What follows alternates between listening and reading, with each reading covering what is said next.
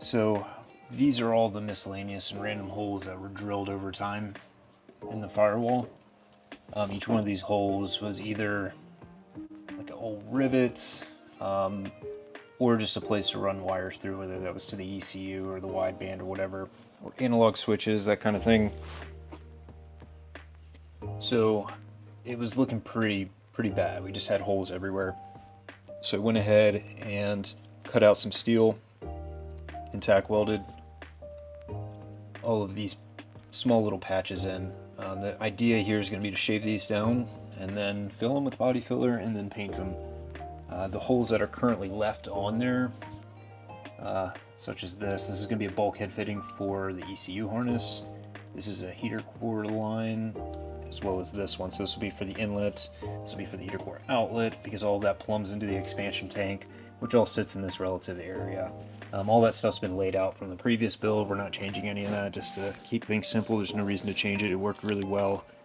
So we're back to doing more body work. But once this is done, I think the engine can go back in, which would be pretty excellent. So, what's up, big guy?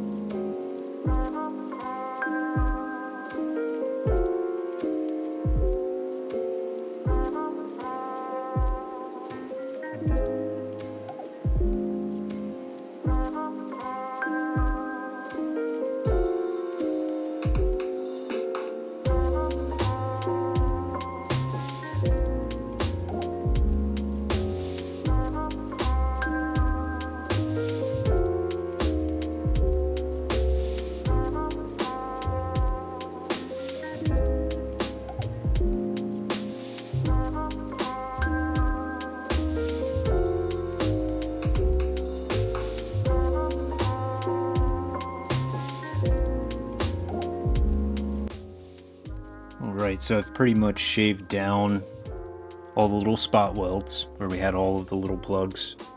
And then what we're going to do is go ahead and hit this with some body filler. I wrapped some aluminum foil around the brake lines as well as the chase bays, master cylinder. So yeah, pretty much now ready for some Bondo.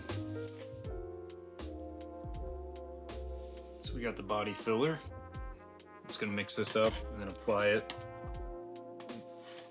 Knowing my history with Bondo, it's gonna harden before I can get anything done. I'll give it a shot here.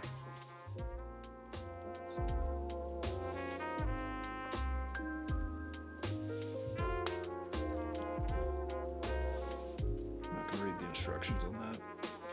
It's too much work.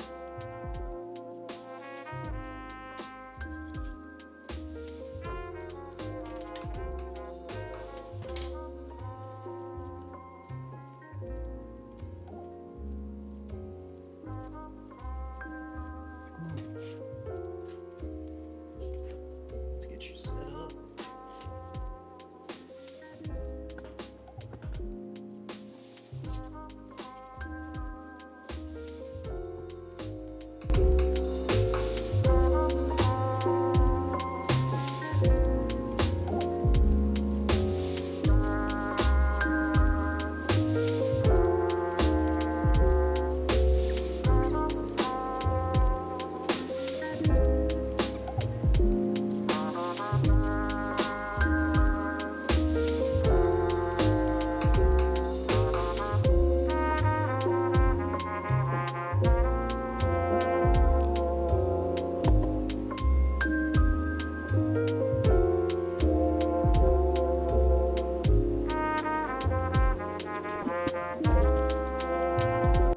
So everything's bondoed up. I have zero patience for body work, so that's about as good as it's gonna get. And I'm gonna sand it down, we'll primer it, and paint it.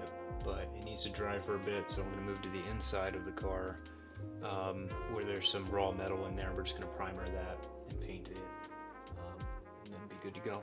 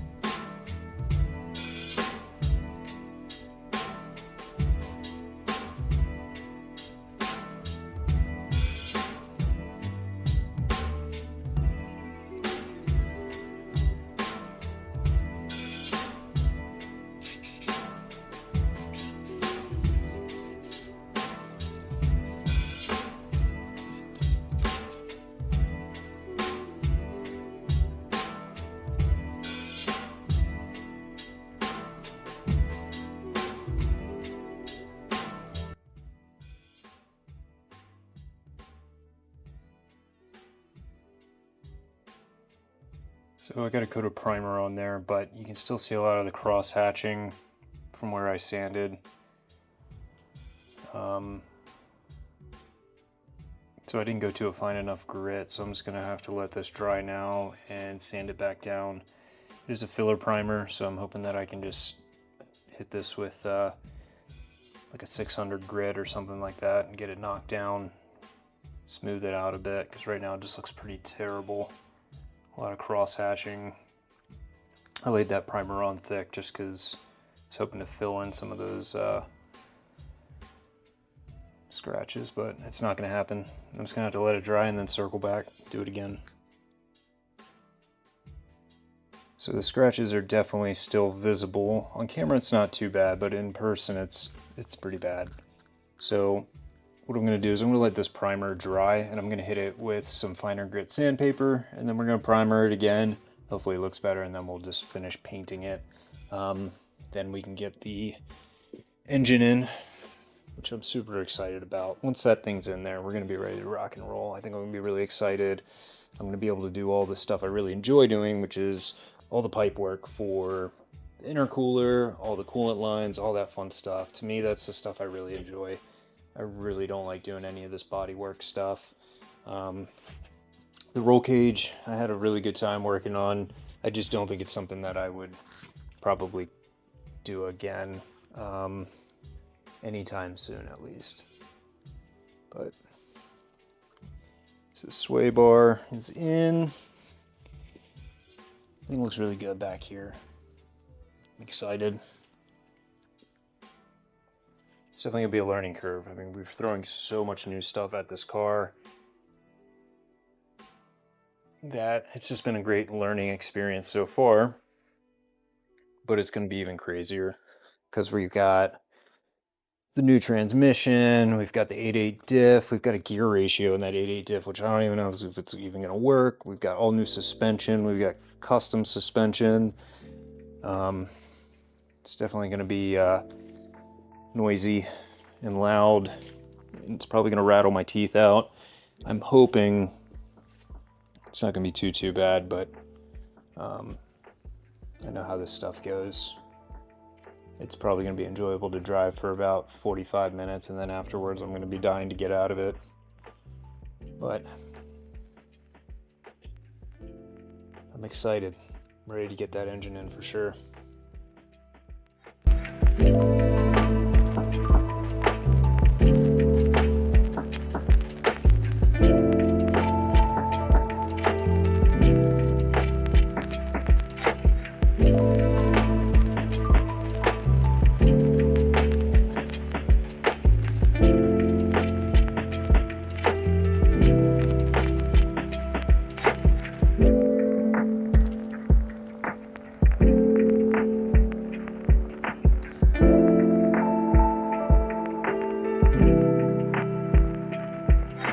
So even though I kind of messed up and primered over those deep scratches, we still made some progress, and that's what's important. So even though we didn't get as far as we wanted, we still did something, and that's better than doing absolutely nothing at all to the car and another week going by of doing absolutely nothing to it. So again, I'm going to be focused on these next 5 months to really go full bore on the car to get it back together no matter what. I would like it running and on the street in the next 5 to 6 months. The reason it's taken so long on this car is because I wanted to get the chassis to the next level, so that even if we decide to not put the 4-cylinder back in it after this next round, we can put a V8 in it and we know that the chassis is ready and it can handle it. All that stuff was a necessary step in order to take the car to the level that I wanted it to be at. Once it's done, we can do anything we want with the car, pretty much at this point. Change gear ratios. It's an 8.8. We know it's going to hold up really well. Doesn't matter what transmission we go with afterwards. We can put an 8 HP back in it, or we can go to a manual again, or whatever we want to do. All those options are there. We don't have to run the 4-cylinder anymore. We can run the 8 or whatever. The chassis will be ready to accept all of that. So we don't have to necessarily spend a whole bunch of time modifying stuff to make these things happen, because you never know. We might push this 4-cylinder so far that it's going to blow up in a season, and I don't know if I wanted to spend the money and the time on a 4-cylinder again.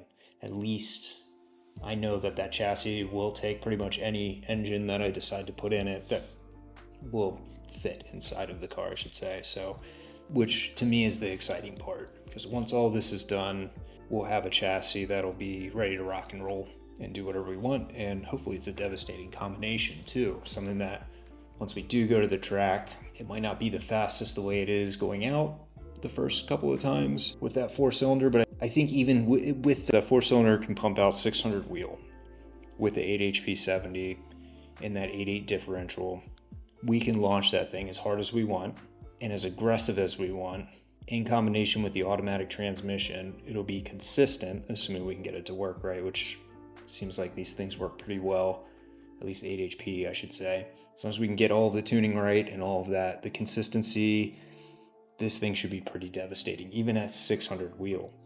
I don't see why it couldn't potentially make its way into the deep nines. But as far as today goes, I'm gonna let the primer dry, and maybe tomorrow I'll come in and sand it down a little bit, throw another coat of primer on it, and then maybe if there's time, put some paint. But thanks for watching.